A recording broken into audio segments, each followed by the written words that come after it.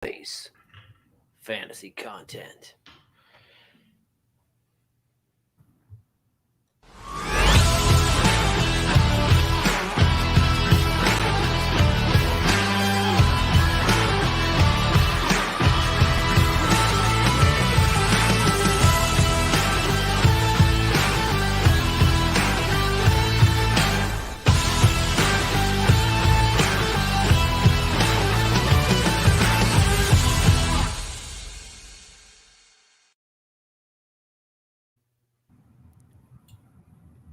What's going on, everybody? Welcome back to the podcast. Welcome in to another episode of the Triple Play Fantasy Baseball Show.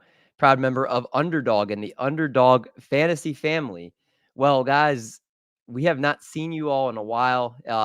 It's basically we're back. We're back to a new season, the 2024 baseball season. We took a little bit of a break, well deserved from the team here, because we put 110% of everything we do into all our shows, and we wanted to hit the reset button, come back even stronger. And now that we're in the new year, 2024, we wanted to make sure we started hitting these position previews that we're about to give you with everything we've got. Of course, there's been tons of free agent signings, mostly all by one team, of course. Some new rules implemented for the upcoming season, but the same core four are here to try to help you break it down the best way possible. We start out, of course, we look at everybody on the screen here. The man down diagonally from me, who I always usually introduce first. He is, we call him Little Cheesecake around here for those new to the show, the LC for short, even though he's never short when speaking. LC, how are you doing? You caught me already because I wanted to just, tell you guys I missed you. I missed talking baseball with you guys, and it's nice, when you're gone, and you Marty and I were on a draft on Bubba and the Bloom. We took part in their gladiator draft, and Bubba took time to shout us out and talk about how we were coming back. And it's nice to know that the people, you listened to before you even started this missed you being gone. Of course, we missed our fans and missed you guys a lot. It's great to be back talking baseball. I'm a few drafts in already. I'm ready to go. That's what we like to hear. And I actually was talking with Bubba last night as well. And same kind of things he was just saying. It's good to see us back, because it's good just to be back in the baseball universe, back to being with the awesome community that is the fantasy baseball community. But you see the guy to the left of Little Cheesecake. This is somebody who he threw a lot of parties on this podcast last year, and he always keeps it stylish with the many hats you'll see on the show, and apparently glasses now too. And he plans to have so much Tariq Skubal this year that he plans to drown in it. It's Marty Party Tallman, baby. What's up? Great to be back. I have a lot to say about Skubal, and it's not going to be positive, but we'll save that for a different show here. But no, Art said it all. Great to be back. Missed every single one of you. Missed our people, but yeah, it's time. 2024 baseball. Let's do it. We will have to talk about that, because he's probably the highest drafted Tiger in 5 years. Is that crazy to say? Maybe more? Yeah, whenever he was bopping, 2017, 18, he's probably top 3 or 4 or 5. And yeah, he is out on the highest rated Tiger since then. We will dig into that, I'm sure. Over Nola, over Webb, over Valdez, over Snell. I mean, everybody loves him. No thanks. We'll get into it. It's first base today. That's right.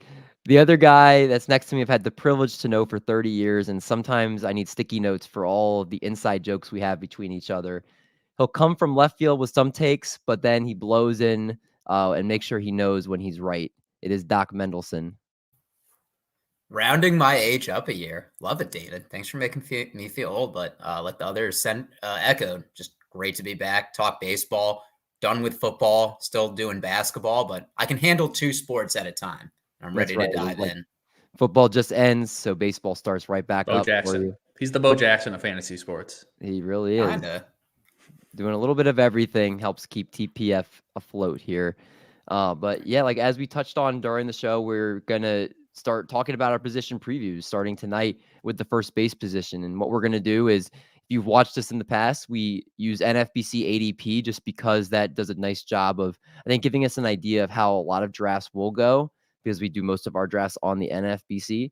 And this is dating back to December 15th. So you have about 3.5 weeks-ish of ADP and about 70, just slightly over 70 drafts over that time.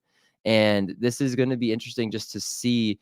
Obviously, Marty Party picked a good starting point because it was after the Glasnow trade to the Dodgers, where I think really started seeing things shake up. Obviously, Yamamoto now is also on the Dodgers. There's so much free agency movement we're not going to get on here tonight, but we are going to talk about first baseman tonight that go in the 1 through 10 to 11 through 20, and then after 20 range.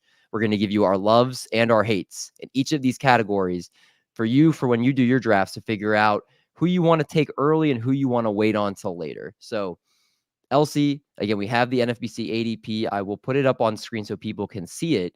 But I want to start with you. Give us, in your 1 through 10 first baseman, who do you love in this range?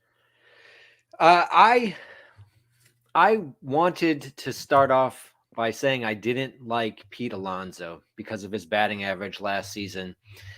So I was looking into him, and I started to really love him as I was going through my research on him, because that batting average really, he didn't deserve that batting average. His batting average, as far as like the point value it got you, was the worst among all first basemen, because he did it over 660 plate appearances almost, and he hit 217. However, he was the fourth most valuable first baseman overall, even with that terrible batting average, and that batting average was well below his expected batting average. He has massive power. He has good runs, good RBIs, but the batting average, I think, is going to come back up because he didn't experience a dip in zone contact rate. He didn't experience a dip in batted ball quality. What you did see, and what I want to see change, is his swing percentage dropped a significant amount, about 10%. He was about 66% swing percentage, down to 60% swing percentage on zone pitches. I want to see that jump back up. I think that is a big driver of his batting average drop. As far as what I could see, that was the only outlier sort of statistic that really stood out to me. But I think where he's going, he's currently, I think, the fourth first baseman off the board. I think he could outperform Matt Olson easy this season, who is going as the second first baseman off the board. He's got that massive power, which always comes through. And his batting average has usually been 260 and above. And I think it's going to go back up to 240, 250 at least. And he's going to give you that value as a top 2 or 3 first baseman. And you're getting a little bit of a discount from where Olson's going in the second round. I feel like, because I know we're going to talk about Olson a little bit, or Alonso a little bit more, I feel like this was the conversation we were having about Matt Olson last year, because Pete Alonso was going number 2 and Matt Olson was going a little bit down. I think he was like 4, 5, or 6. And people were like, why would I take Pete Alonso when I can just take Matt Olson, a couple rounds later? And now they've kind of flip-flopped, where it's like, why am I going to take Matt Olson when I can take Pete Alonso, a round or 2 later? And everything is still there, like you said. I mean, he's arguably, maybe outside Aaron Judge, the best pure home run hitter in all of baseball. 46 homers, 118 RBIs, second in all of baseball in RBIs last season. The 217 batting average, like you said, isn't great, but that's very much not the norm for him. The expected batting average last year being 241.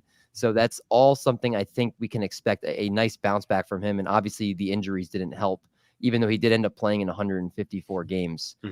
But again, I think we know what Pete Alonso is at this point, and we're getting a little bit of a discount right now. And I think that's very appealing here for Pete Alonso. Plus, for the 6 of those weeks, he was nursing his wrist, because you remember he got hit by a pitch and he came back a little bit earlier than he probably should have. And so another 6 weeks of him not being able to hit the ball or even see it that well, because he talked about that in an article for The Athletic. Pete Alonso is going to bounce back big this year. I think he was as well. But there is somebody else, and I know you and Doc are kind of tag team on this. I like Pete Alonso, just like LC is saying, but I think we have to mention who Marty, you said you already have 3 drafts with this player. Doc Yep. also loves this player. This was a player that was going, and I believe he was the #1 first baseman last year, if I'm not mistaken. It was either him or Freeman. I have to double check that in terms of draft. But now he is the #5 first baseman, and Vladimir Guerrero Jr., who disappointed slightly last year. Doc, I'm going to let you start off here. Why do you think Vlad Jr. is a value going off the board right now around pick 33? Well, I think the big thing that people were disappointed last year was his power. He had 26 home runs, which, I mean, you'd obviously expect more out of a first round pick. But I'll tell you what I like about Vlad. I think this is the lowest his draft price has been in a full season. His durability, he's missed 9 games over the last 4 seasons. Last year, he had the lowest K percentage of his career at 14.7 and the second highest walk rate of his career. So, you know, David, you talked about a couple of years ago just how he was improving his eye. I know that was you were really high on him during his breakout season. I contribute the lack of power to the Blue Jays changing the fence. And maybe Vlad isn't a 40 home run hitter, but he's a guy that drives in 100 plus every year. He has above league average batting average in all 5 the last 5 seasons, 90 plus RBIs in the last 3. He had 123 runs in 2021, which led the league. So, and just to kind of top it off, 91st percentile in average exit velocity, 96th percentile in expected batting average. So you're going to get a guy that plays, makes contact, and hits the ball hard. And if you can get that in the 3rd round, I think that's a value. Yeah, I know Marty is going to add on this as well.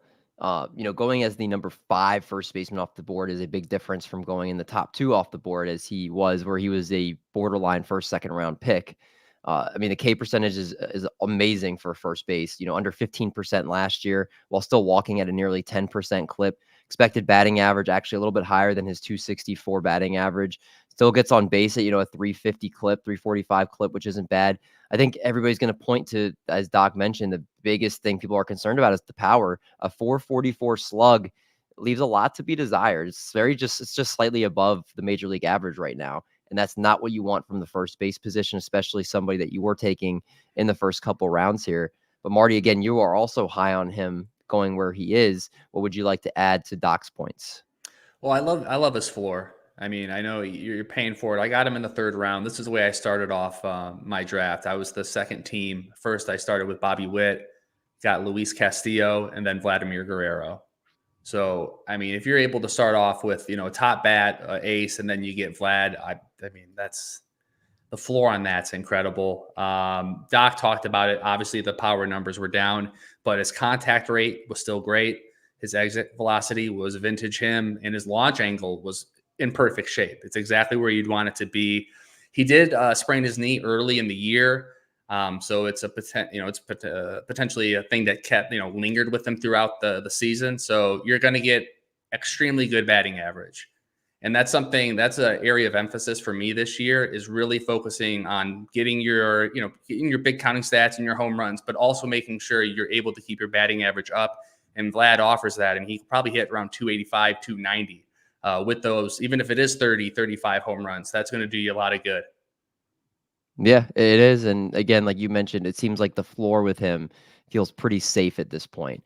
Obviously, again, you're concerned that there might not be the power you want, but I guess at this point, you're kind of expecting a 25 homer season. No, I still think he's 30 around the 30 range. And it's in his area of outcome to get over 30 plus. I mean, he's barreled the ball 15% of the time in 2021. So he's flashed that tool, and we have to remember he's only 24 years old. Mm-hmm. I mean, it's possible he's getting better. It's very true. I mean, he could. Again, I think draft value is definitely a big thing with him right now. And obviously, people how they want to build their teams. Haven't gotten into it yet. Obviously, being the first episode of the off season, but many people have talked about this year going hitter aggressive to start the draft. Going hitter with their first 2 picks. And I think people preferably looking for hitters that give you multiple categories. Preferably like those 5 category type players. Vlad, if he's not hitting 30 plus home runs, Marty, you are optimistic he can, then he's not giving you any speed. Yeah, he'll give you some RBIs. Batting average is decent, but like he's not the typical player I think people are looking for right now early in drafts. And that's where the one thing that does concern me about him is when you're taking him with your second or third round pick, is he somebody that can help you enough in a few categories to really be a difference maker? And that's, I think, the biggest questions for him. Although I do think his value right now definitely helps make it a little easier to take the chance on him. Let's go to the players. Actually, before we do that, what do you guys think about Triston Casas? Because I was kind of between him and Pete Alonso for this category. And I think Triston Casas is the number 10 first baseman off the board right now. He's going right after Spencer. I would take him over Spencer Steer any day of the week. Obviously, they're not a big difference. It's 107 to 108. But I think just Triston Casas is being a little bit slept on because of how slow he started. But I mean, if you just look at his second half numbers, hit over 300, 317, a 417 OBP, 617 slug in the second half. His 1034 OPS was fourth in baseball and best among active players who played in the AL in 2024, minimum 150 plate appearances. He was third in Rookie of the Year voting. Obviously, that's not everything, but at the end of the day, he looked like he made solid improvements, and he just looked like a cornerstone for this franchise, and they pretty much have treated him that way, even playing him against lefties down the stretch, which he was struggling with, and he showed improvements there, even though he still has a high strikeout rate against them. Do you guys feel like this is the 10th first baseman off the board, that he is a value, or are you staying away? I think it's an interesting range for first baseman right there. I think Casas is somebody who has a wide spread of where he's been going, and you'll see, I think he might start creeping up because of what the things that you talked about. I do have some worry about that first half. It did show a little bit of a hot and cold streak, but I do think that, as we talked about on our second half breakouts pod a few weeks ago, that there is a potential star turn breakout here. And there is, if you're drafting him high, it's because you see the potential for that star turn breakout, that continuing in the second half for the entire season. But I think it was a hot second half. That is not like a full season sustainable thing for Casas, but I definitely could see him improving on last season's numbers pretty easily. And a 25% K rate, 24% in his first season in Boston in those 27 games. So he seems like he's settled in right now, somewhere in that 24, 25% K rate range, which, slightly above major league average, but that's not unbearable to have. And combine that with a 14% walk rate too. Like, there's a lot to like here. I like where his value is. And I think if he's going to be an everyday player, then that's appropriate for ADP. And it's whether you want to take the risk, or be rewarded with that. I mean, you're not going to get steals from him. He has one in the 159 games he's played in, but he had 131 runs plus RBIs in 132 games last year. I imagine they have him hitting probably fourth or fifth. I imagine Devers is hitting above him. He's somebody that I'll want to get a couple shares of.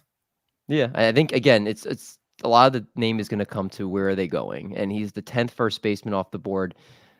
I will take it again over Spencer Steer, who's going ahead of him right now. Looking at it also, like maybe not over Paul Goldschmidt or Christian Walker.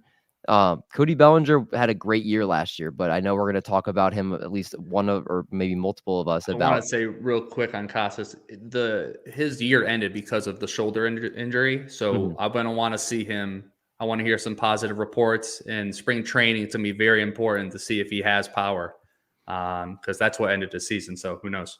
We got to keep an eye on that. And maybe that's why his ADP is down as the 10th ranked first baseman. So it could go up if he does look like he's back to what he was last year. So that's a good point there, Marty. Let's go to the players we're not liking so much that go in the top 10, and we're choosing to wait on better value. Let's start with you this time, Marty. Who in the top 10 do you find yourself not wanting to draft? It's Bellinger, and there's no groundbreaking analysis here. There's just too many questions. Number one, can he replicate his outstanding contact rate? He was one of the best, hitters, contact rate in baseball. Will his power ever come back? What team will he play for? His expected batting average did not support his batting average. So if his average does fall, what's that regression look like? And from where I'm drafting at this point, there's too many. Like, I'm looking at Valdez or Logan Webb or Max Fried, Logan Gilbert. Like, where he's at, that pocket for me is starting pitching. So that the fact that I'm looking for pitching in that area and that there's so many questions still unanswered for him, I'm staying away for now. Can't blame you on that. Coming off, maybe it's not a career year, but a resurgence year. And I think you have to be trepidatious at that ADP right now. Marty, let me ask you a question. If he signed with the Phillies and he was in their outfield, would you take him there? I'm not going to say the Dodgers because I think they're stacked, but the Phillies. I'll put it this way. The way I did this exercise is that I was imagining I'm only going to draft one team, and this is my one team. I would not do Bellinger. But if I'm doing 10 drafts, I want to get maybe 2-3 shares of him because, depending where he lands and the upside of the speed at first base, 20 bags, that's something at first base. So it's that mix for me. Yeah. So Cody Bellinger, someone maybe, again, we should be a little bit scared of to draft at this point. That's who I feel the same as Marty right now. The 6th is way too rich for me, going right just outside the top 50. So if you're in a 15 team league, he's going in round 4. Will gladly pass on that. I don't think I will have any shares of him. If he does it again, it won't be on my team. So it's an easy pass for me. I'm right there with you, Marty. But there's a player that's going 2 spots below him that also had an amazing season this year, really put his name on the map, in Christian Walker. And I'm curious to see here, because I know that, Doc, you do not like Christian Walker. This is somebody that you feel like you don't want to draft at the 7th first baseman off the board. Yeah, I think Christian Walker, when we look back at his career, we can say that 2023 was the best one there. Career high 103 RBIs, 71 extra base hits, 33 home runs, which isn't a career high. He actually hit 36 the year before. But I look at some of the other categories in a Roto League. He had 11 steals at 32 years old. He had 12 in his career leading up to that in 545 games, and he had 11 in 137 last year. I don't expect him to repeat that going into 33. He had a 258 batting average last year, which was the second highest in a full season he's played. The other high was 259. And I think overall the Diamondbacks achieved. Yes, you can look at them going to the World Series. They got in as a wild card team, but Ketel Marte had a resurgent year. I know that they have some table setters in Corbin Carroll and Alec Thomas that will likely get on base, and Christian Walker will have more counting stat opportunities, but I just don't see him giving you the stolen base upside nor the batting average last year. So really then you're banking on home runs and RBIs. And you think it was no chance he can do anything like he did last year? Like, you think this was I mean, I could see him having 29 homers, 87 RBIs, 5 stolen bases, but I wouldn't feel comfortable taking him as the 8th ranked first baseman. I mean, again, I'm not saying I am overly in love with Christian Walker, but I mean, if you look at his numbers, he had a sub 20% K rate each of the last 2 seasons, a league average walk rate.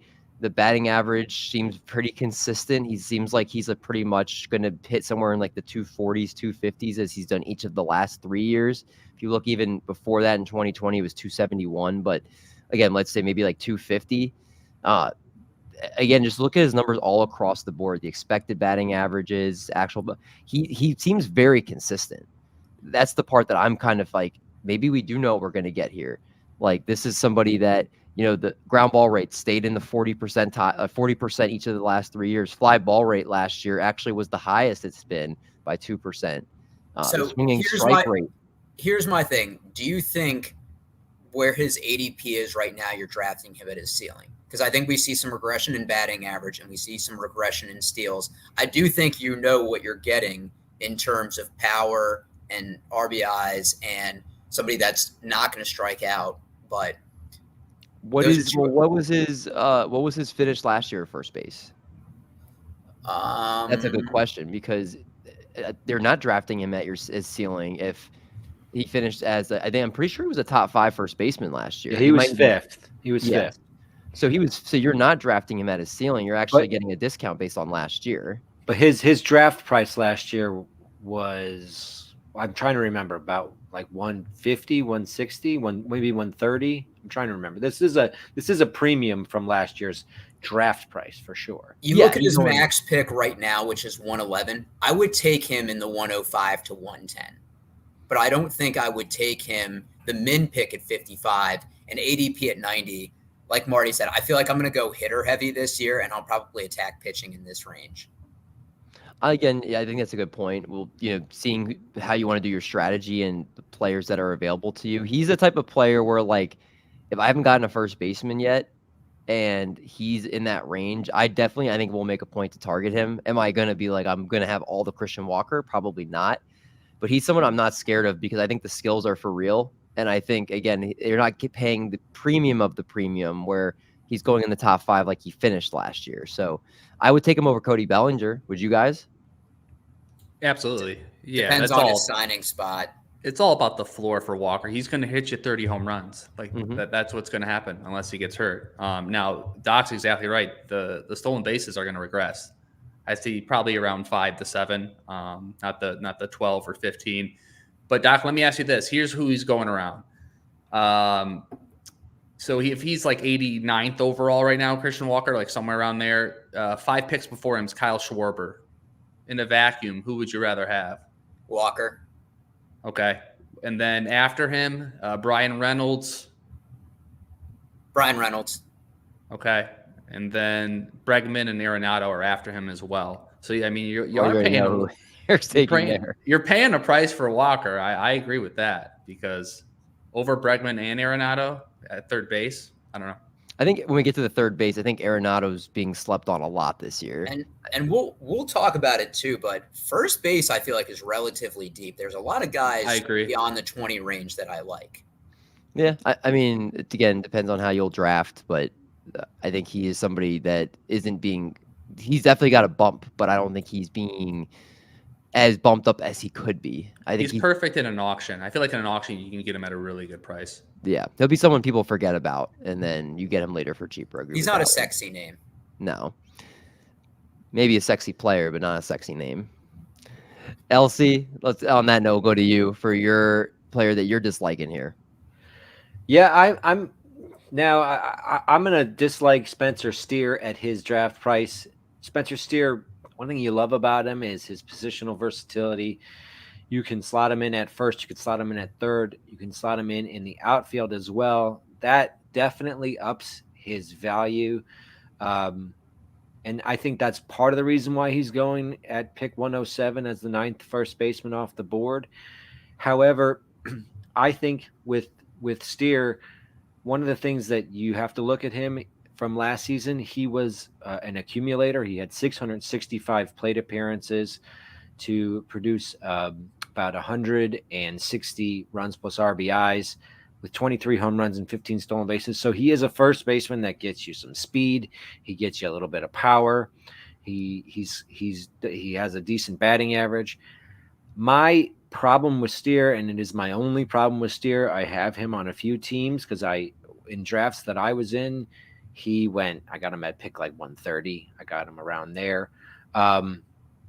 Steer is going to be fighting with that Cincinnati stacked ball lineup for playing time in ways that I'm not sure he had to last season.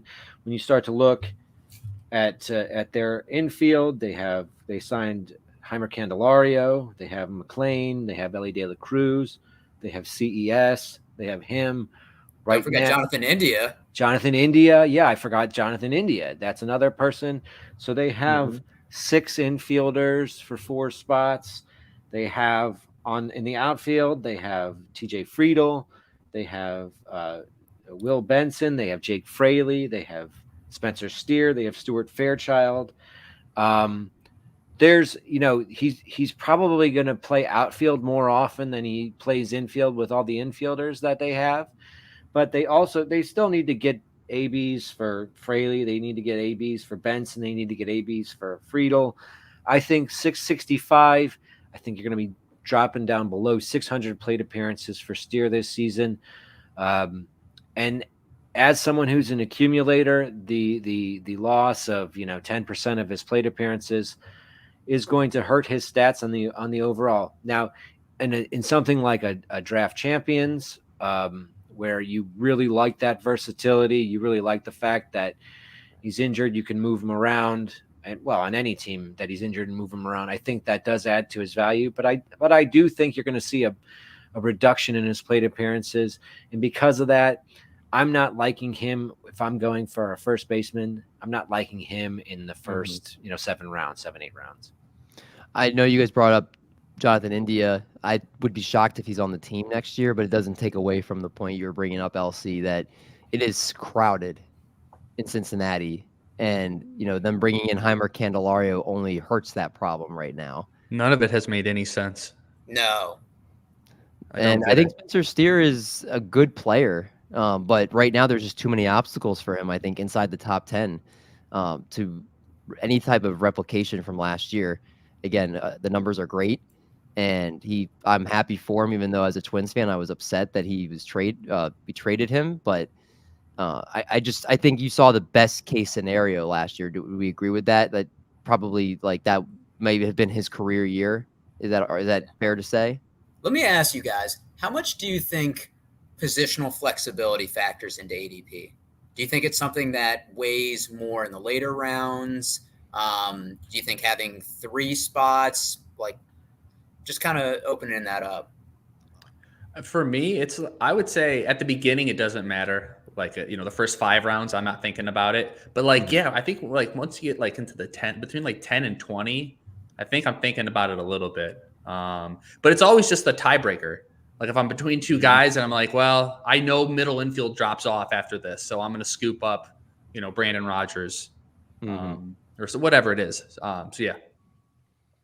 Yeah, I think at the end of the day, you want that, but I don't think early on it's something that people consider as much because they want the players that produce the stats they want more so than always the position scarcity.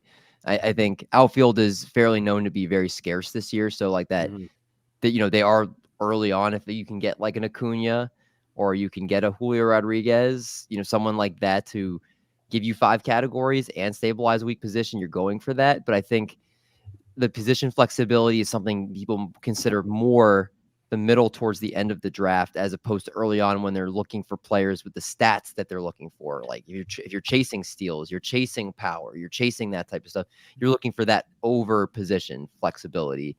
That's at least how I view it. I think with someone like Steer, you look at Bellinger has position flexibility. I think more often than not, you're putting Bellinger in the outfield if you're drafting him there. First base, if you didn't get speed in the top of your draft, let's say you went with pitching at the top of your draft, you could put Bellinger at first base and kind of sneak some steals there. With a guy like Steer, though, the reason why I think he gets bumped up because of flexibility is because he's in the 7th or 8th round, and let's say you don't have a first baseman or you don't have a third baseman. He plugs one of 3 different holes at that point. I need a third baseman, or I need a first baseman, or I'm low on outfielders. That's why you're not drafting him because of the position flexibility. You're drafting him because you need his position, and he happens to fit into 3. You know what I mean? Does that make sense the way I put it? It does. And I think it plays into what Doc was saying. His third base is shallow. No one at that point is getting him as your first baseman. He's going to be your third baseman. That's what we're seeing. Yeah. Let's put a pin in this. Let's move on to the next range of players here. And these are the players that are going in the 11 to 20 range now. So we have Spencer Torkelson, Salvador Perez, Yandy Diaz, Josh Naylor, Christian Encarnacion-Strand, Alec Boehm, Vinny Pasquantino, Isaac Paredes, Rhys Hoskins, and Nathaniel Lowe. Nathaniel Lowe, Doc, is somebody you love, the last player here on the list in Nathaniel Lowe on an improving Texas team that just won the World Series. Tell us why you love him. I'm sure draft price plays a factor in, but what about his game do you really love?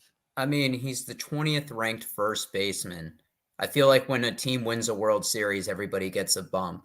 I feel like he got a bump down.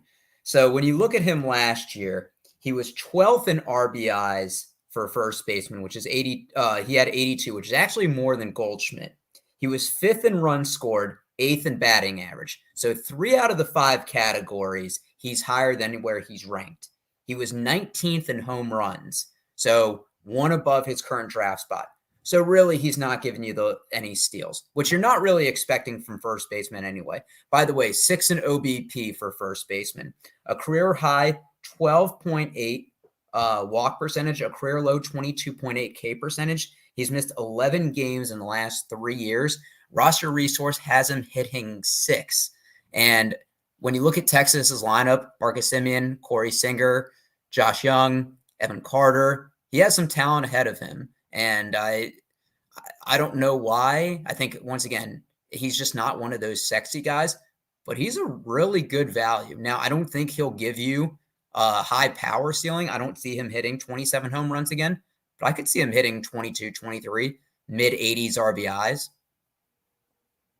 Yeah, I mean, I think that's, you're hoping that's like some type of floor outcome for him there. But the 17 homers, 82 RBIs, I think very much someone that wasn't talked about a lot last year. And there's a lot of good stuff there. Only a 9% swinging strike rate. That's going to be one of the better for the first base position in baseball. Fly ball rate. I think the fly ball rate is something I would like to see more of, because he was on sub 25% fly ball rate and a nearly 50% ground ball rate. And he's actually had 50+% ground ball rates each of the last 2 years before that. So I think that's going to be the biggest argument with him in terms of increasing his power, is you got to put the ball in the air more just to have a chance at that. And in his career year, where he had 27 home runs, his home run to fly ball rate was nearly 23%. Last year, it was 14.8%. So again, he's got to have to hope that he has a high home run to fly ball rate with his current ground ball percentage, if he does want to get those homers back up to, 25 plus. So I think that's going to be, it's kind of like, to me, like a discount Vlad Guerrero Jr.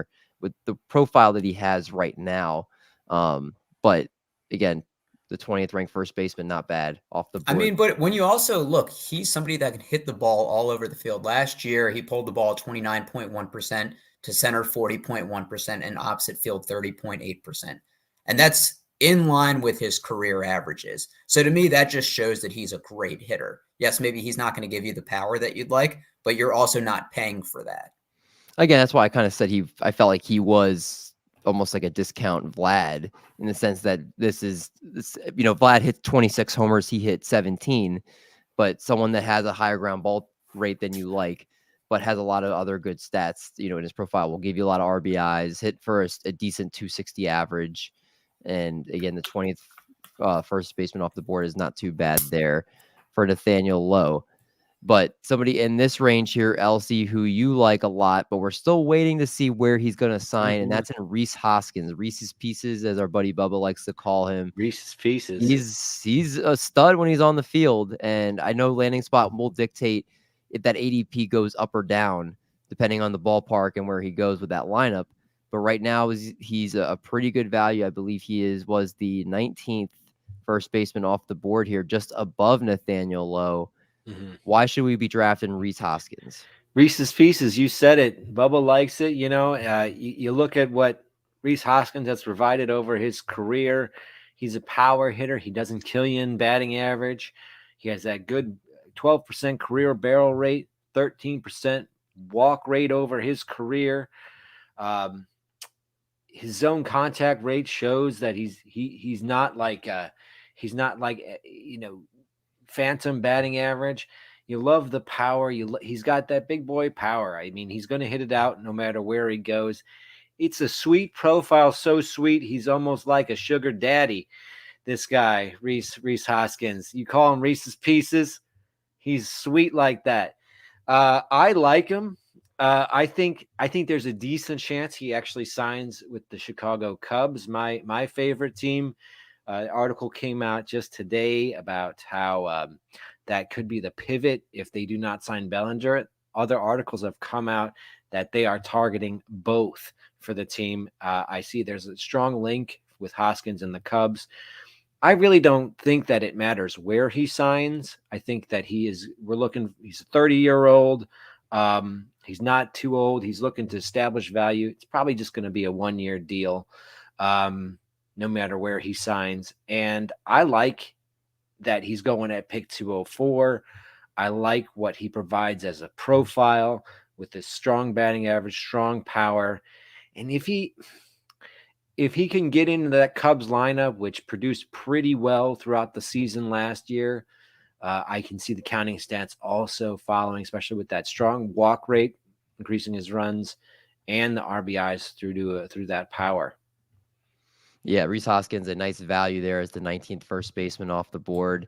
And he's somebody that we talked about. Team context will play a role where he does settle in ADP wise, but 30 home runs last year that he played. And there's been no questioning what he's going to give you when he's healthy. So he is, to me, does feel like a value here and somebody that I like as well in that 19th first baseman range. We've kind of stayed at the back end, though, here, Marty, and you're going to bring us back to the front because we always don't just take the player because they're the best value in each range. We want the best player that we feel is available given their draft price. And you feel that your guy, Spencer Torkelson, is a screaming value as the 11th first baseman off the board, the first one in this range. And tell the people, you're obviously a Tigers fan, so you have as much intel on the Tigers as anybody else that's going to talk about him here. Why we should be all in on Spencer Torkelson, who had a career year with 31 homers and 94 RBIs last season. All right, that's a good cue up. And actually, last year I was not on Torkelson at all. I think I only had one team. I think it's a best ball that we all did together, and I got him late. But what changed for me is starting in June, Torkelson altered his entire hitting approach. Okay, number one, he elevated his swing. So he improved his launch angle, and he focused on strictly pulling the ball. And not only did he try to like pull the ball just in general, but he specifically would not swing at any pitches below his, like near his knees. He would only swing at pitches that are mid and up and preferably inside. So you can look at one of those zones charts of like specifically what balls he's swinging at. And you see from June on, he completely changed it. And so once he did that, from that point on, he hit 27 home runs. Mm-hmm. He barreled the ball more often than Mookie Betts, Bobby Witt Jr., Rafael Devers, and Kyle Schwarber. Okay, so I'm living in a world where I think his floor is 30 home runs like he did last year, and his ceiling could be 40, maybe 40 plus, with somewhere around a 250 batting average. He's had like around a career 269 BABIP, so he's always had bad BABIP luck. So if that kind of alters a little bit, I see him around 250, and he's 24 years old. He has the prospect pedigree that we always want. Number one overall pick. He played at 159 games last season, so he's good to go and play in almost every single game. And at that point in the draft, if you look at it, and you guys can take a look and tell me, but I don't think there's one corner infielder, so a first baseman or third baseman, who has a better shot at hitting 40 home runs at his current ADP. And not only corner infield, but maybe just in general. I mean, unless you believe in Jorge Soler or Ozuna to hit 40 home runs, those are kind of like the next big boppers down there. But where Torkelson's going, I think even if he hits his floor, it's fine. I think it's a conservative pick at that point. But I do believe there's that extra 35 to 40 home runs. Would you guys rather have Torkelson or Triston Casas? Torkelson. Casas. He has better contact rates. He's overall a better hitter. I'm with Marty on him on this. I like Torkelson to blow up this year. Does the lineup and ballpark factor into what could affect counting stats? For me, yes. Potentially. I mean, yeah. Well, for Torkelson, he's going to do what he did last year, right? And I think the Tigers team's somewhat improving. I don't think it's as good as Boston's lineup, but I would definitely rather have him over Casas at this point, because you can save an extra at this point. Yeah, but you save a round, right? You save a full round between them. Yeah, I believe it's something like that, unless obviously things change here. But yeah, Casas is going in the 7th, Torkelson in the 8th, so you get to save one full round there. Shout out in the comments from Dan Mack, new to the channel, liking what I'm hearing about Hoskins and OBP. The OBP is an issue for him. Art, is that, I know you brought up about Hoskins. Is that something you're keeping an eye on? Yeah, Hoskins' walk rate had dropped from where it had been the last 2 seasons. It was more around 11, where it had been above 15 a couple seasons prior to that. I think that is something that will play a factor in his in how many runs he scores. His batting average has stayed consistent, however. So I do like that. In our game, batting average is more important in the 5x5 roto. But I do see what the point he's making. It is something that you want to look at. His walk rate still is strong, though. 11% is still a very strong walk rate. But it's down from that elite 15-16% he had been showing the years before that. That is something that you want to look at. I do think, though, at pick 204, that a 245 batting average with a 330 OBP with 30 home run power, that's pretty strong production for a pick 200th pick. Yeah, I agree with you there. The last first baseman I want to talk about here in terms of the love is Josh Naylor, the 14th first baseman off the board here, going around pick 133. How do you guys feel about Josh Naylor? Because I think he is my favorite in this range, and he had a sneaky good year last year. He had 97 RBIs, 17 home runs, a 13.7% K percentage, which from first base, that's unreal. The walk rate, he doesn't walk a lot. That's going to be the biggest thing with him, but still had a 292 expected batting average. He's going to hit in the middle of this Cleveland Guardians lineup, which needed help outside of Jose Ramirez, and he's kind of come to the plate here. He had 20 homers the year before that with 79 RBIs, gave you 10 stolen bases last year after 6 the year before that. I think he's someone that gets lost in the cracks here, and I think he's somebody that's going to be a top 10 first baseman this year, and you're getting him as the 14th first baseman off the board. Is he going to be as much of a value as, going to the 20th first baseman off the board? Maybe not. But to me, I'm going to be shocked if he's not a top 10 first baseman this year and you're getting him at a slight discount. I think he's a screaming value based on his skill set and how he's continuing to improve. I'd agree. He was one of those guys that I was prepared to say that I wasn't in on this year. But David, you're right. He had a sneaky good year. There's not a lot of great pitching in the AL Central. I think for me, it's going to come down to, do the Guardians want to be contenders? Because that division is essentially wide open. Do the Guardians want to add pieces, or are they content with what they have? Yeah. I think, they could be bringing in other things too. I do want to bring up a good point here because Forrest, who our buddy here, does a lot of interacting with our shows. We always appreciate you, buddy. They did get Kyle Manzardo, who is going to be in the mix here. Do you guys think he starts out the year with the ball club? Because that is somebody that could put a damper on things, even though I do think that they would put Naylor in as like a DH. He would be in every day. But that is somebody that does add a little bit of an obstacle in terms of potential playing time. And people are predicting a big year for Manzardo too, just from how he was at first pitch. I believe he had a good thing at the Arizona Fall League. So Marty, how do you guys feel about Josh Naylor? I think there's room for both Manzardo and Naylor in the lineup. The one thing that I'll say is because they're both lefties. So and Naylor showed improved production against left-handed pitching last season, which had been really the biggest knock against him, was that he was sort of a platoon splits kind of guy. And last season, he hit very well against lefties. So if he can keep that up, I don't think there's anywhere he's going to go. Manzardo, there's room at first base and DH for those two guys. Their bench is not strong. There's not really someone who's going to be challenging Naylor for DH plate appearances unless he reverts back to his hitting against lefties that he had done before, in which case he becomes a platoon bat. But I'm not betting on that happening. I like Naylor where he's going. I think it's a good call by you, David. All right. Well, then let's flip to the players in this range that we are going to stay the heck away from here. And I'm going to go to you first here, LC. You find yourself not liking here CES, the guy that was kind of setting the world ablaze in terms of fantasy when he got called up. And I think people want to be in on him this year, but we're a little wishy-washy about it. So you are out on CES at his current price. Yeah, I mean, well, you see it if you're looking at the screen, the spread of his draft price as high as 70, which I think is insane. His average draft price is 145 right now as the 15th first baseman off the board. And for me, it's the same thing as we talked about Steer, except CES doesn't have the positional flexibility that Steer does. There's just too many bats too many mouths to feed on that infield.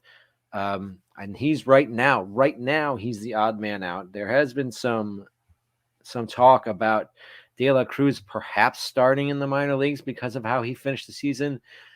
I highly doubtful of something like that happening, but I am not doubtful that if he continues to play poorly that he goes back down. CES right now, though, where he's going as a super sub utility infielder, I think that's much too high of a price for me. I think we talked about, like you said before, with the Reds players and Spencer Steer, just there's so many guys, and if someone's struggling, they have the depth to be able to play them. Noelvi Marte is someone we didn't even talk about as well, that is supposed to start the year with the ball club as well. Or what if they're all playing well, and now he goes from 550 plate appearances down to 400? It's definitely a concern, and I think, as our buddy Dan says in the comments, that he does have the upside. I think that's the tantalizing aspect of him right now, is that, he was the best hitter in minor league baseball. He could hit 30 home runs. It's possible. It's absolutely possible in that ballpark. So I think, as he mentions, a roster build maybe determines if you want to take him. Maybe you take some safer players early on and you take the risk with CES, hoping he turns into that top 10 first baseman. Or, again, the bottom could fall out, and he could end up being back in the minor leagues and struggling. You never know. But I think how risk averse you want to be, or how risky you do want to be with taking CES, he's going to be somebody that you take here, knowing that you have a chance for this pick to be very much have a lot of variability to it.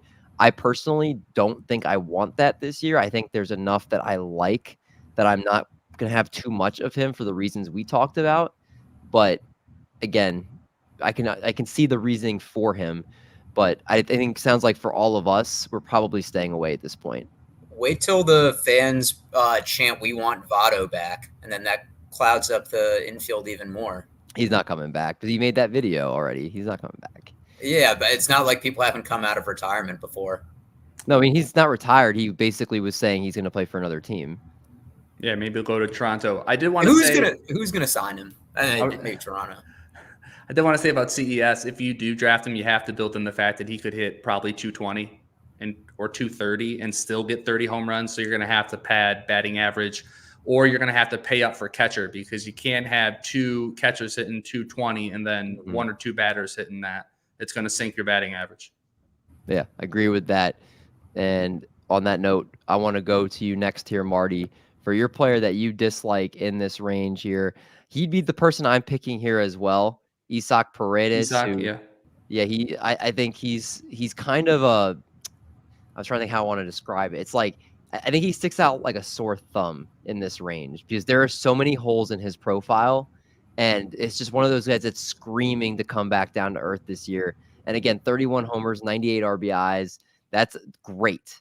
One stolen base is not great, but I don't see him doing anything close to what we saw this past year. What are your thoughts? Yeah, underlying his power metrics, they don't buy the 31 home runs. And I know those can be fluky, especially if you're as pull heavy as him. Because if you look at his spray chart, he only hits home runs. Like, he only pulls home runs. He cannot hit any other way. So he's like a one trick pony. So if pitchers focus on that and, throw away, they could potentially take away a couple home runs that way. When you look at his home runs from last year, 7 of them were considered wall scrapers, as Baseball Savant says. So, they could have been easily outs at other parks. And then his expecting batting average is going to be around 230. So again, you're going to rely on his ability to pull the ball to maybe get you 25 to 30 home runs while sinking your batting average. And the Tampa Bay's magic, he might get 90 RBI just because of what they do. But I could see if he's your third baseman, right, and you really waited and he's your last shot, maybe. But I'm staying away from him. I don't like the profile. As you mentioned, just pretty much pulling home runs. I would say safe to say it's a career year. He did hit 20 the year before, yeah, but this is somebody with just a lot of holes in his profile and a lot of variability. And at a deep position, I think there's safer plays here, so we can stay away from Isaac Paredes in this scenario. That I would be remiss to mention because I should have correlated it better when we were talking about him. But Spencer Torkelson at the 11th pick, was there a big glaring reason why you didn't want to draft him? Yeah, so it is kind of a rich ADP for me. And Marty brought up some good points. And Marty is the Tigers fan, so he pays attention to the team on a more regular basis than myself. But I look at the transition from AAA to the major leagues. The strikeout percentage has stayed the same. It's always floated around 25%. But the walk rate has decreased from 13, 14 to now sub 10%. When you look at his MLB averages, a career 222, 302, 399 triple slash. Now, Marty had mentioned that change in his swing. The last 55 games, he had 16 home runs, which would put him on base or on pace for close to 50. I know he does have power upside. If you go to Baseball Savant, it's the first time we're going to use the reference. A bull would be angry looking at his page. The barrel percentage, hard hit percentage, average exit velocity are all in the red. I'm not debating the power that he has, but I think the consistency, because the first 104 games, he had 15 home runs. Now I look at the Tigers as a team. Last season, they scored 666 runs, which was the third lowest in the MLB. Only the White Sox and the A's scored less than 4 runs, or less than that. So they're averaging about 4 runs a game. The Tigers overachieved at a 78 and 84 record, and I say overachieved because that beat all of Vegas projections lines because of their pitching. Mm-hmm. So for me, I think sometimes team success factors into that. Spencer Torkelson, I don't have any doubt, could hit 40 home runs, but I don't think he's going to help your batting average. I don't think he's going to give you any stolen base upside. And I worry about the lineup around him where it could be a lot of solo home runs. And he finishes with 40 homers and like 82 RBIs. 40 homers, I would take that. That wouldn't scare me away. But it's like you're drafting Kyle Schwarber. Do you want Kyle Schwarber? He's he'll have a higher batting average. He will have a higher batting average than Kyle Schwarber. And to your point, the Tigers' offense isn't that good. I think they're going to be a little bit improved next year, which wouldn't be that hard because of how bad they were. But even so, he still had 94 RBI last year with 88 runs. So he's putting up the numbers even with a bad offense. I look at the last 2 months. He hit 257 over the last 2 months, and that'd be great if he can hit 257. He's good to go. Because the 80th percentile in NFBC leagues is 260. So if you're hovering around there, that means you're not hurting your batting average. I look at just the first and second half. It's 228 and 238 for the entirety of the halves. I see him hitting below league batting average, which was 248 last year, but really giving you the power, and you're hoping for the counting stats, aka RBIs. But I just don't feel good because of the lineup around him. All right, fair enough. Well, let's get off Spencer Torkelson for the night here. But I do want to give Marty his credit because I think he's one of the best shots to hit 40 home runs and probably the lowest ADP for it. Doc, let's close out the show and let's talk about after the first 20 first baseman off the board. There's a lot of players you can pick from. You could pick the 21st first baseman, which is Heimer Candelaria, or you could go all the way even deeper. Is there a player you want to stamp your name to that goes after pick 200 in the first base range that you think you'll draft a lot of this year? Look, if you had shown me this 8 months ago, I would have said this Eric is crazy. And maybe it's because he helped me win a title. But that's Jose Abreu, ADP 279, the 27th ranked first baseman. Maybe the new environment jitters got to him a little bit. He only had 1 home run in the first 54 games, hit 235 in March, 235 in April, 180 in May. But the rest of the months, June, 292, July, 263, August, he went on the IL with a back issue, so he hit 188. But the BABIP was 276. It was the lowest of his career. Roster Resource has him hitting 4th. and an Astros lineup that every year seems to overachieve. We always think that this is going to be the year that they fall apart. Now, Chandler Rome of the Houston Chronicle did report that Jose Abreu could take more days off, but would that be the worst thing in the world if it was to presume his health? If you knew that you were getting 140 games out of Jose Abreu and he would give you the second half production of last year, would you take that? I would. Yeah, but again, is the second half Jose Abreu the real Jose Abreu, or is it the first half and he was again hotter in the second half? That's the argument here. That's why I'm willing to chalk it up. The first half could be a new environment. It could be the expectations. You know, we have to remember these guys are humans too.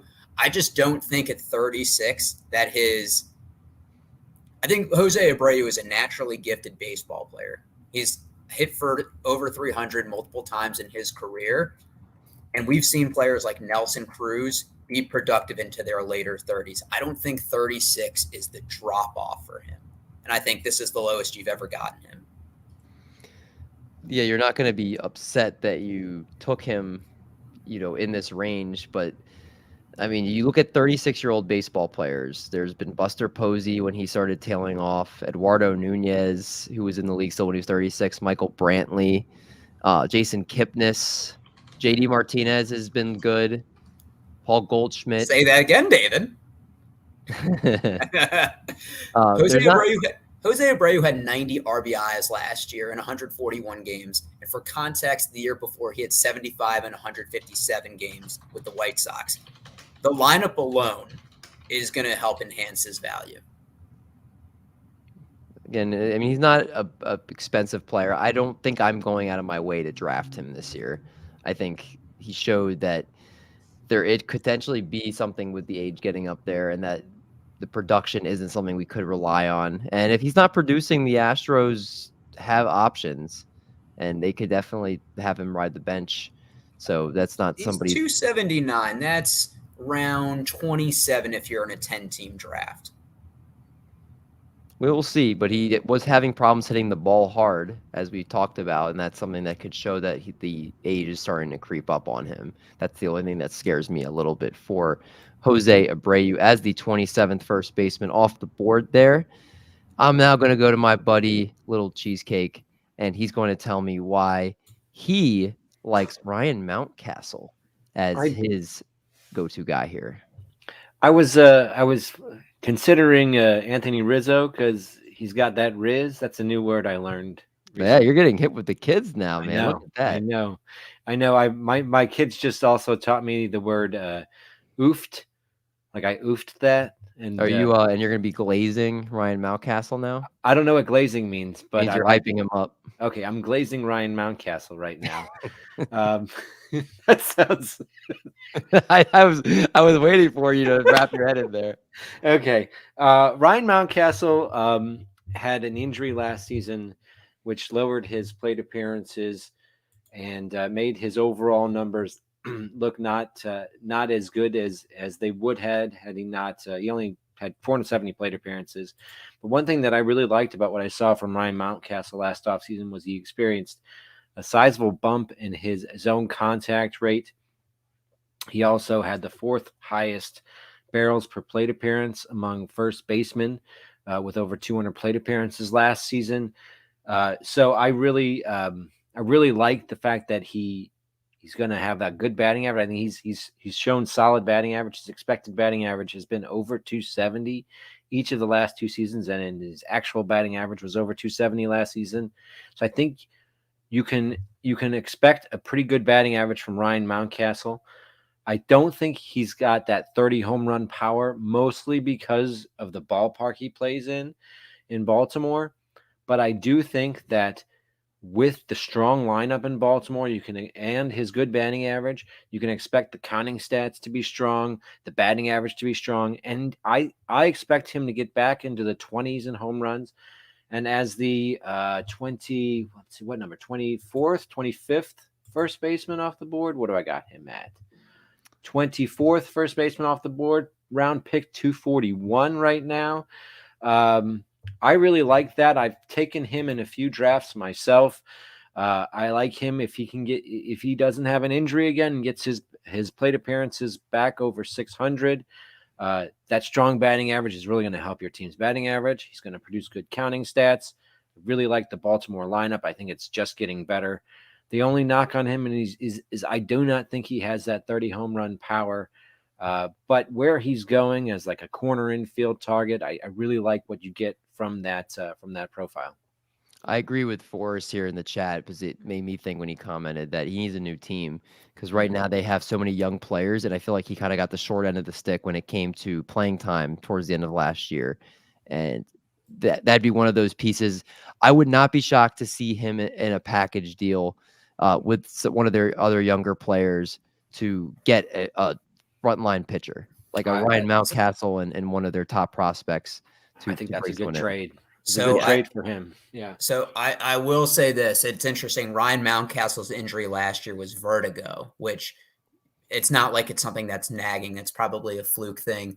I worked a deal with the Bowie Bay Sox, the O's AA affiliate, and we were talking about marketing strategies. And I'm not even trying to subtle brag here because we had talked about doing something around Jackson Holiday. Mm-hmm. And the marketing manager for the Bay Sox said, there's no way he's starting in AA. It's either AAA or he's starting the year on the major league roster. So I don't know if there's going to be a spot for him. We'll see. Again, I think there's some trades that are going to happen, and this could be one that we could see open up some playing time for some of the other players, and then Mountcastle would again benefit in that regard. So we will see, and I'm sure that would raise his ADP as well. So if you're drafting now, you're probably getting it at a good discount here, going as the 24th first baseman off the board. My man Marty, he went down to the bottom of the hill at the 29th first baseman off the board, Ty France. And he went to Driveline. The new win, he went to Jared. And he's really trying to bounce back for what was a really subpar year for him, a 250 batting average with only 12 home runs. I think he wants to rediscover his power stroke after hitting 20 the year before that. Marty, Ty France at the 29th first baseman off the board on a Mariners team that does not have a lot of stud hitting outside of their J-Rod, as they're obviously their big dog around there. He has the chance to be a fixture in this lineup. Do you think it happens this year? Yeah, I think he's going to be fine. I mean, his expecting batting average was 270. His contact skills always look good. You already touched on the fact that he's going to Driveline, so that could potentially help speed up his swing, get him, making stronger contact more often. Now, speaking about power, he had last year, he had his highest max exit velocity at 112.7 miles per hour, which puts him in the 83rd percentile. So what that tells me, that power is there. Right. So if they can work on his swing or whatever they do, their voodoo magic or whatever they do over there, which I think it's in Washington. I don't know where it's at, but wherever they do that at Driveline, if they can work on that and just get him hitting 25 home runs, he keeps that batting average around 270. He's probably right now he's slated to bat 5th in the Mariners lineup.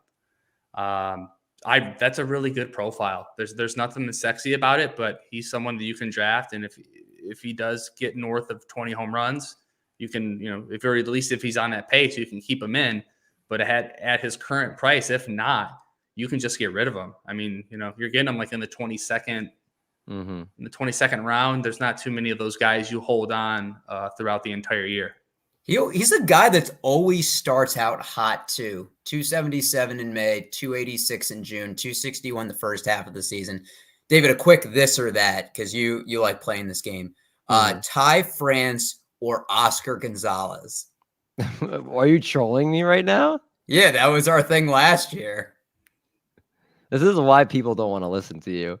I did nothing to you, and you're coming for. I'm going to start researching all your bad takes last year, and I'm just going to start. It's just because we did Ty France and Oscar Gonzalez back to back. Even though Ty France did not have a good year, you're just lucky Oscar Gonzalez just was complete. Guess what Oscar Gonzalez is ranked at right now?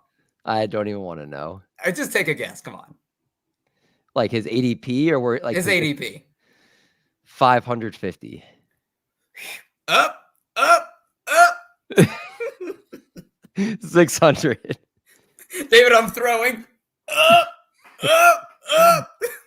700. 700. I don't know. Higher. There's no way. 755. That's nuts. That's not even real. That is not even real. They are I'm muting trolling him way myself. too much right now. I do want to do a shout out pick for well, and Art and I were talking about this. Number one, Art, did you want to bring up Rowdy? Were you going to talk about him? I do. If you're going late, yeah, Rowdy is going to get some plate appearances every day in Pittsburgh. If you're going real late in drafts, I think he's going to get everyday plate appearances and a chance to rebound his value. Pittsburgh's going to be looking to have him swing for the fences and trade him mid-season. I like him past pick. Oh gosh, 580. Yeah, he's that really is late. Nice value. You're not getting a 550, 600 plate appearance first baseman with the potential for 30 home runs that late very often. I really like his value at that draft pick. And Art always rides with Rowdy Tellez. Oh yeah, definitely. And I was going to say Jake Bauers, just keep an eye on him because of his barrel rate. He hits the ball hard. Now he's in Milwaukee. Just somebody potentially, your last person you might want to fill in your utility spot if he has 4 games at home. So I'll be keeping an eye out on him. ADP of 666. So both these guys are pretty much free for you to grab in your drafts. Or again, if you're in a league where you have fab and waivers, someone just to keep an eye on early on in the season. Jake Bauers is first base and corner, infield, outfield eligible too, which is also nice for him. But I think that's going to wrap things up for tonight. Our first base preview in the books. We touched on who knows how many first basemen tonight, but a very good amount. A lot of good debates, and we are pumped to be back with you guys every week, all season, and bringing you tons of great fantasy baseball content. If you guys please are new around here and you want to help us out, please make sure you guys like and subscribe to the YouTube channel if you have not already. If you guys have things you would like to see on the channel, let us know in terms of fantasy baseball content, because we're going to give that to you. We're also going to be giving you a lot of baseball betting content this year, where we're going to incorporate that in our show as well. So if you like to bet on baseball and you want some tips from people that are going to be guiding you the right way for that, we plan on doing that as well. And we will be back next week for our second base preview, and we'll have a special guest joining us for that. But until then, for Marty Party, for Little Cheesecake, for Doc, I'm D. Mendy. We're going to make like a bread truck, and we're going to haul these buns. Talk to you guys next week.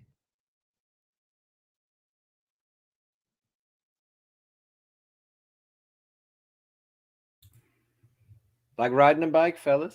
Goodbye, David.